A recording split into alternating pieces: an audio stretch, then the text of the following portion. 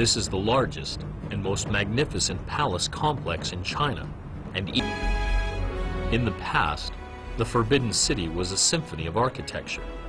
But today, it is more a symbol of culture and history.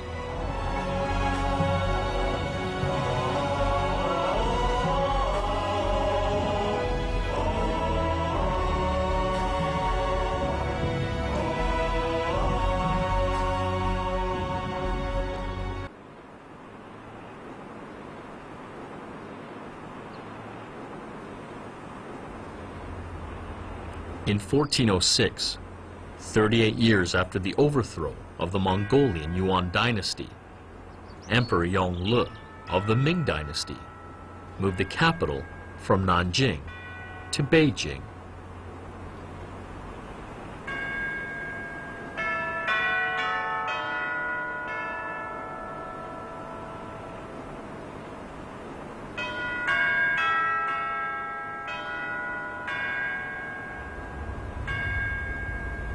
He quickly had the magnificent Yuan palace demolished so he could use the space to build his new palace.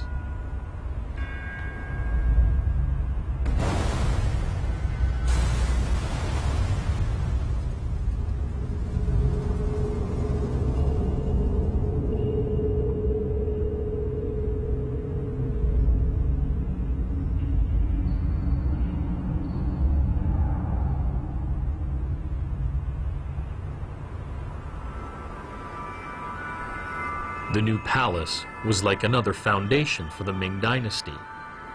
It made the new capital a fortress against the remaining Yuan forces outside the Great Wall.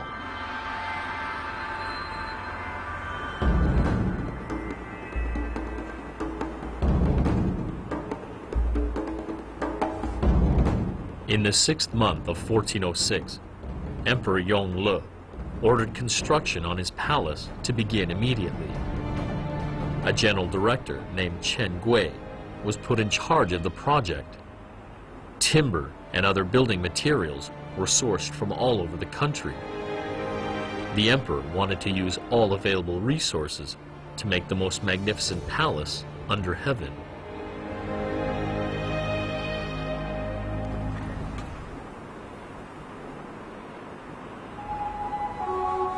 For the next 10 years, Beijing was the site of the largest and most active construction site in China.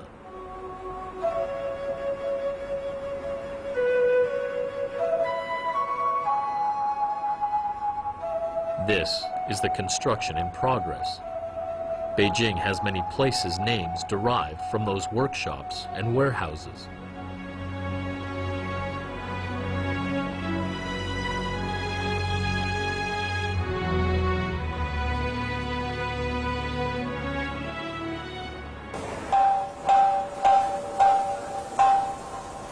A large team of workers and machinery arrived at the Forbidden City in 2002 to carry out a large-scale renovation.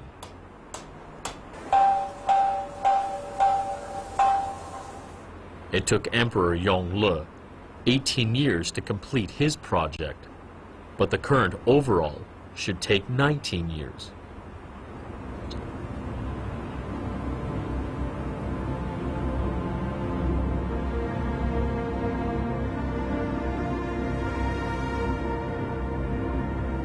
This was no ordinary renovation. Traditional technologies from the time of the original construction had to be used throughout the project. You cannot actually see how these buildings were built.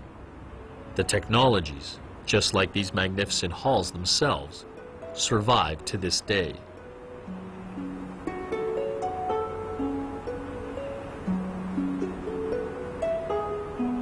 Construction technologies in the Qing dynasty were divided into major categories, including carpentry, plastering, masonry, bundling, earthwork, painting, color drawing, and paper hanging.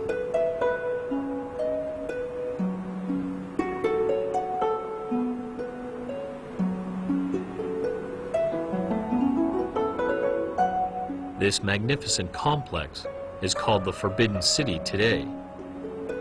It featured all the building techniques for royal palaces from previous generations.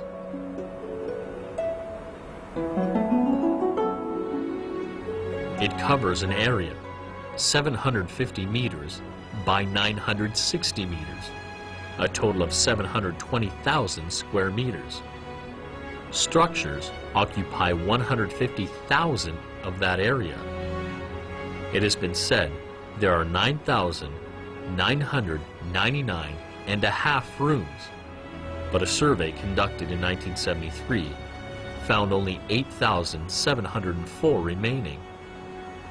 Weathering and disasters claimed the rest. In ancient China, 9 was considered the largest number. For this reason, the structure of every building in the Forbidden City is somehow related to the number 9. The gates have 9 horizontal and 9 vertical lines of doornails, and the roofs have 9 legendary beasts. Each of the 4 corner towers on the outer wall has 9 roof beams, 18 pillars, and 72 ridges. The word for 9 in Chinese sounds the same as the word for eternal, so the emperors hoped that the use of the number 9 could ensure their long rule.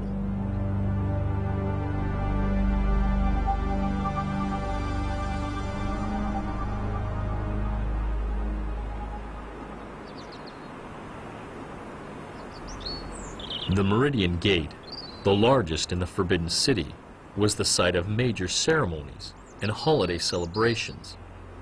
Such activities demonstrated the supreme power of the emperor.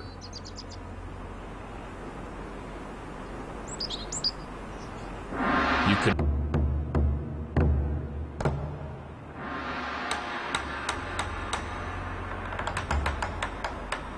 This square divides the Forbidden City into the inner part to the north, where the imperial family lived, and the outer part to the south, where government affairs were conducted.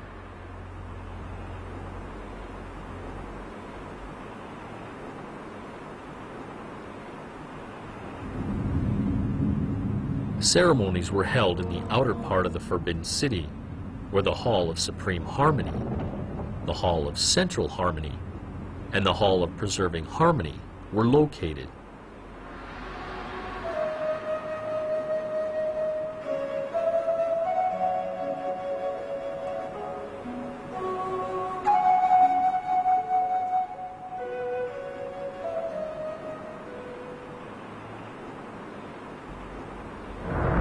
The Hall of Supreme Harmony was commonly known as the Hall of Golden Bells. It is the tallest and largest of all the halls. Its length to width ratio is 9:5, reflecting the supremacy of the emperor.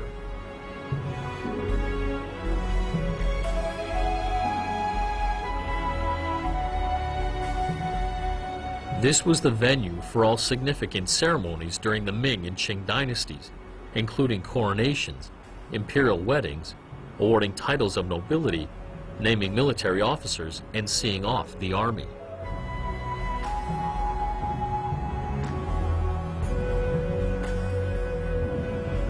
This hall was probably the least decorative in the Forbidden City, since it only contained the emperor's throne.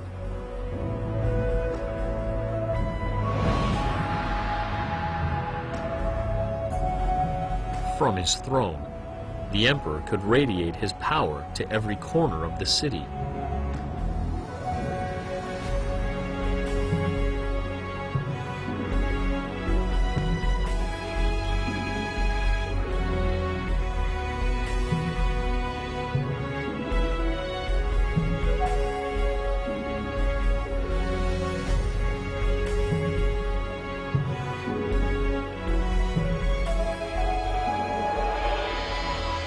Behind the Hall of Supreme Harmony is the Hall of Central Harmony, a place for the emperor to rest. Each time he attended a ceremony, The emperor would rest for a while in this place to receive respect from his ministers.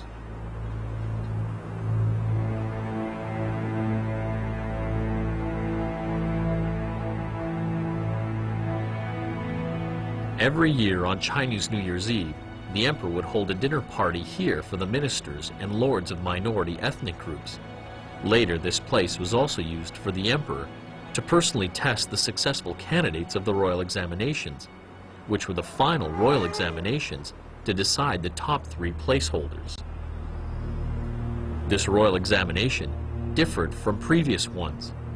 The emperor himself was the examiner.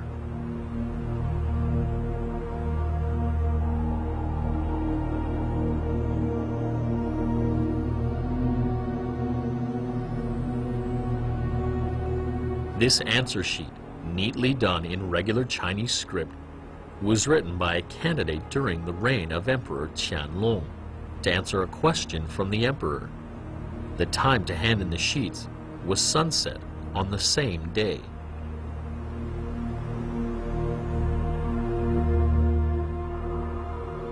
This is the list of successful candidates in the last imperial examination to be presided over by the emperor ever held in Chinese history. 273 names are on it.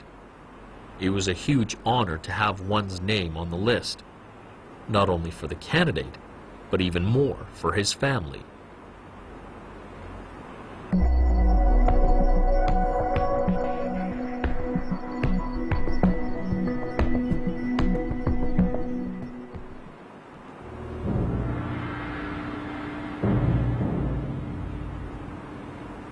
Beyond the gate of heavenly purity was the place for the emperor's family.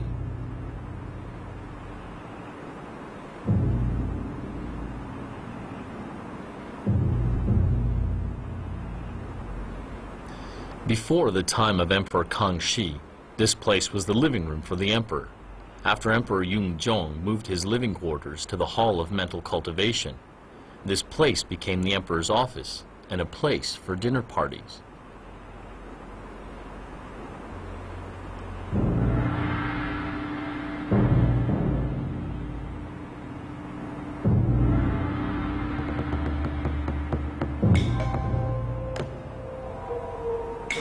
Behind this wooden plaque, inscribed with 4 Chinese characters, meaning justice and honor, was a small locked wooden box kept in secret. It would hold the name of the prince that the emperor had chosen to succeed him.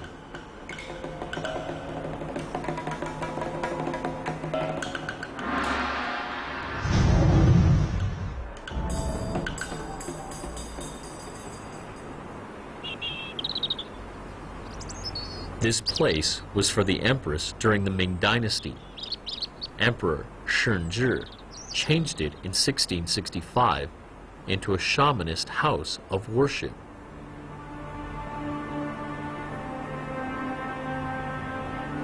Inside, on the west and north sides, were the shrines. A huge cooking pot placed on the northeast corner was for preparing meat for use in worship.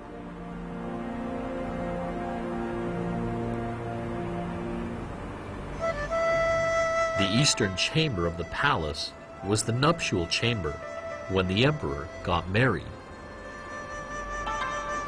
During the time of Emperor Kangxi, the empress was designated to live inside the palace of earthly tranquility. It was a palace in the middle of the 6 eastern and 6 western palaces. This was a sign that the empress commanded the other women in the royal family. Because of the position of this palace, the empress was also called the core of the royal family.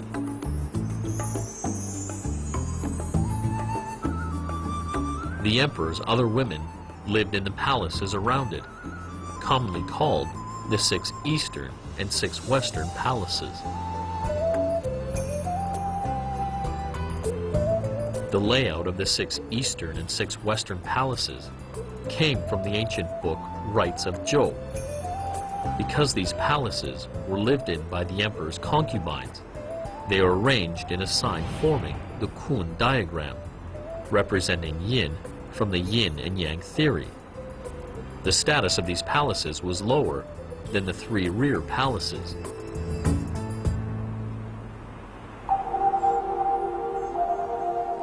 Between the Palace of Heavenly Purity and the Palace of Earthly Tranquility is the Hall of Union, a place to keep the 25 imperial seals that the Qing emperors used. Why 25? This was determined by Emperor Qianlong, following the description in another ancient book, the Book of Changes, describing the 25 changes that heaven might have. It was also his hope to be blessed by heaven so that his empire would last at least 25 generations.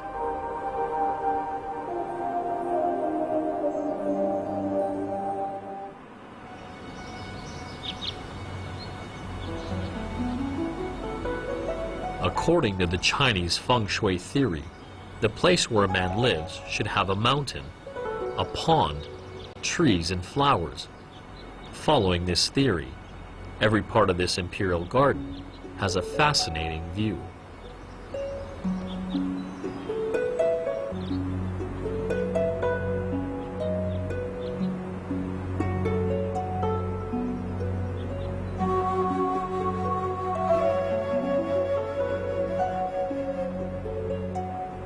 This garden combines both the royal and private garden style from China's south, a marvelous work of art amid solemn-looking halls.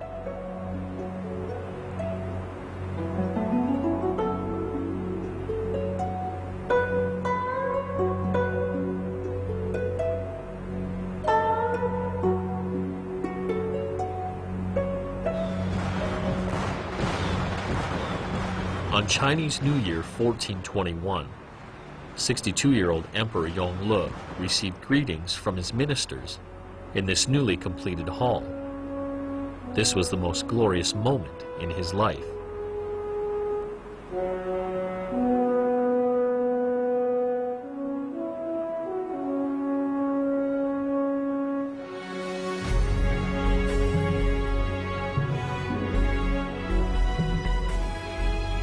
The Forbidden City is more than an architectural complex.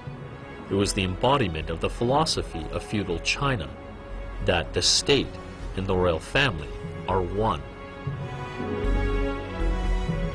Emperor Yongle made the Forbidden City a miniature of his own kingdom, the symbol of the political system that dominated China for more than 2,000 years.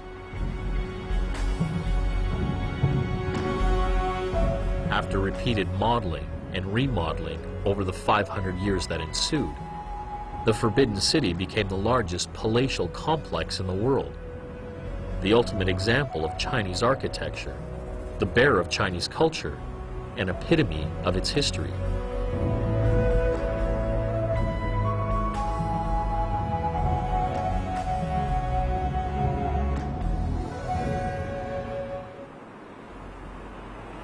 For 600 years after it was completed, this huge courtyard was China's center of power.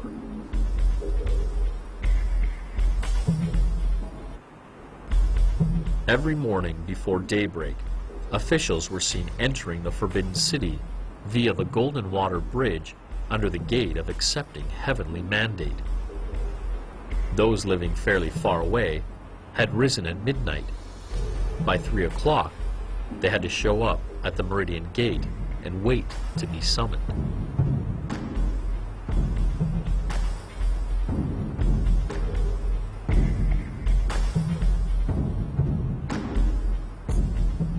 Every day began like this, with the ministers summoned to court to meet with the emperor and to receive instructions.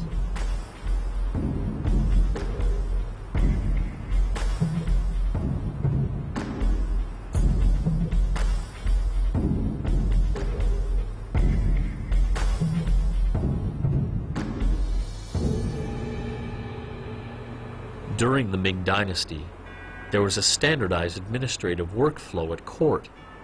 Memorials to the throne and suggestions from even the common people were gathered by the Department of Administration and submitted to the emperor by the Directorate of Ceremonies. Then they were presented to the Grand Secretariat for suggested solutions before being returned to the Directorate of Ceremonies to get the emperor's approval. The edict from the emperor would then be issued by the 6 administrative sections, and after covering 143.7 thousand kilometers distance and passing 1,936 posts set up across the country, would reach every corner of the country.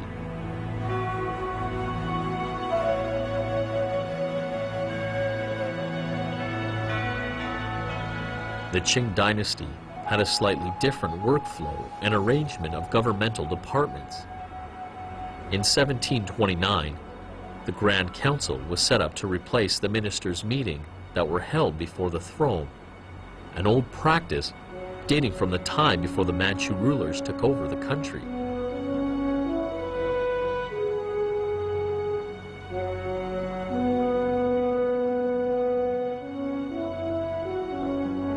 On the northwest side of the square by the Gate of Heavenly Purity was a row of inconspicuous one-story rooms. They were the offices of the Grand Council. The Grand Council's offices were only 50 meters away from the Hall of Mental Cultivation, the place where the Qing emperors did their daily administration. Qing emperors would read memorials from officials in this hall. Also in this place, the Grand Minister would listen to the emperor's oral instructions before he returned to the Grand Council office to put them in written form. Then he would come back with the result for the emperor's approval. If he got it, the imperial edict would be issued by the Grand Council. Emperor Yongle never expected that on a stormy night, 3 months after the Forbidden City was completed, 3 of its halls would be struck by lightning and burned to the ground.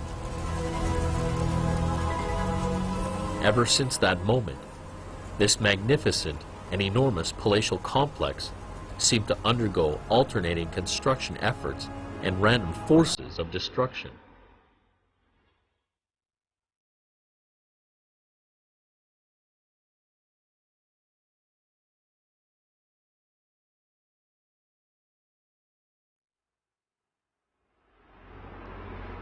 Emperor Kangxi finally made up his mind in 1695 to rebuild the 3 halls destroyed by lightning 16 years earlier.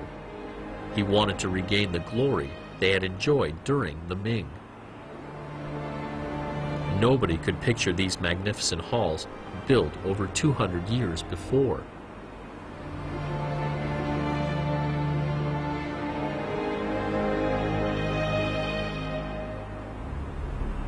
No blueprints, no written documents.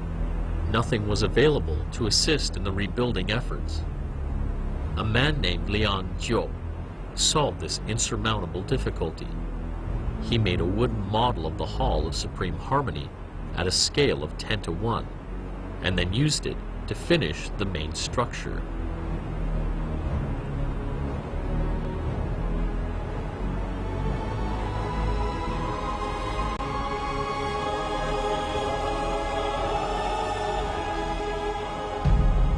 After being made in their proper size, every one of the intricate wooden parts fit perfectly into place.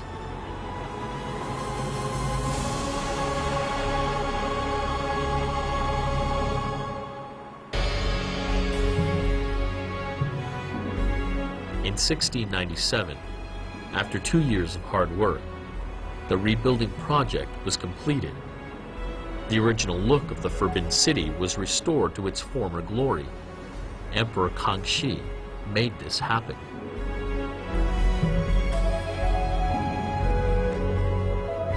When it came to the rebuilding or remodeling of the Forbidden City, Emperor Qianlong definitely made a greater contribution than anyone else.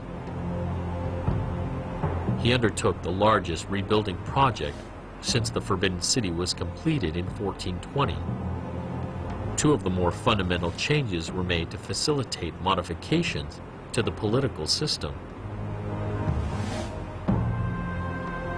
Emperor Qianlong used to live in this mansion as a crown prince. He later decided that he wanted to elevate this place to the status of a hall. So after rebuilding and remodeling, this three-courtyard compound became the palace of many splendors. The second major part of this project was the rebuilding of the Palace of Tranquil Longevity.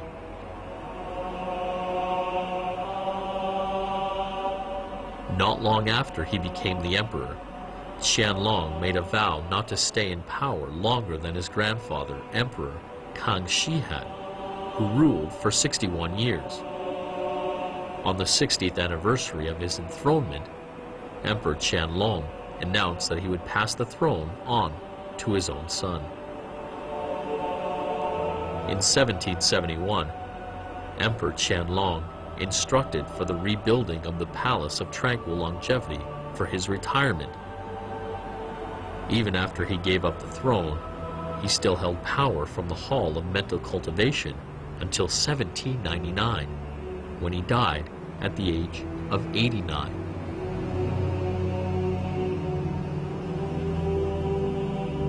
He never stayed inside the Palace of Tranquil Longevity, a palace that had cost a fortune to rebuild, not for a single day.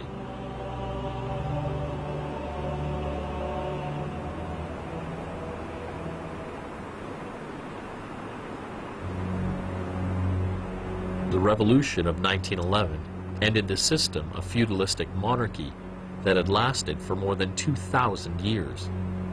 The grand performance of the dynasties at this magnificent palace drew to an end. On February 12, 1912, the last meeting was held inside the Hall of Mental Cultivation. Empress Dowager Long Yu and Pu Yi, the 6-year-old last emperor of China, promulgated the imperial edict of abdication.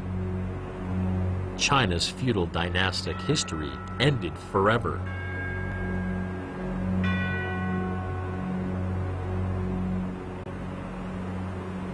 The downfall of the Qing dynasty marked the end of several thousand years of feudal society.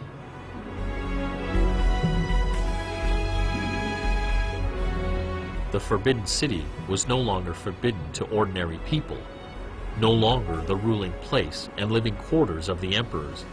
It became a symbol of Chinese history and culture. From that time, the crimson gates of this palace, which had veiled a mysterious world for 600 years, were thrown wide open to welcome all.